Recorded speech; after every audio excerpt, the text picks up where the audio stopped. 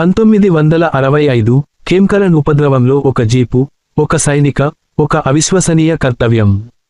Company quarter master వీర్ అబ్దుల్ హమీద్. అతను తన జీపుపై రీకాయిల్లెస్ రైఫిల్ను అమర్చుకుని యుద్ధాన్ని ఎదుర్కొన్నాడు. షాట్లో మొదటి ట్యాంక్ వచ్చింది. హమీద్ శాంతంగా లక్ష్యం పెట్టి కాల్ చేయించాడు. మొదటి ట్యాంక్ పేలిందని అక్కడి సైనికులు ఆశ్చర్యపడ్డారు. అతను వరుసగా రెండవ, మూడవ ట్యాంక్లను కూడా ధ్వంసం చేశాడు. ఆ సాహసానికి ప్రజలలో అతను పాటన్ కిల్లర్ గా ప్రసిద్ధి చెందాడు. ఒకే వ్యక్తి పెద్ద శత్రువు బృందాన్ని అడ్డుకుంటూ నిలిచాడు. సెప్టెంబర్ 10, 1965న 4వ ట్యాంకులతో పోరాటి సమయంలో అతను తీవ్రగాయాల పాలయ్యాడు.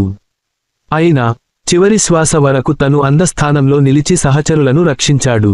భారత ప్రభుత్వం అతని ధైర్యానికి పరమవీర చక్రంతో గౌరవం తెలిపింది. అతని కథ కర్తవ్య, ధైర్యం, స్వార్థరహిత సేవకు శాశ్వత జ్ఞాపకం.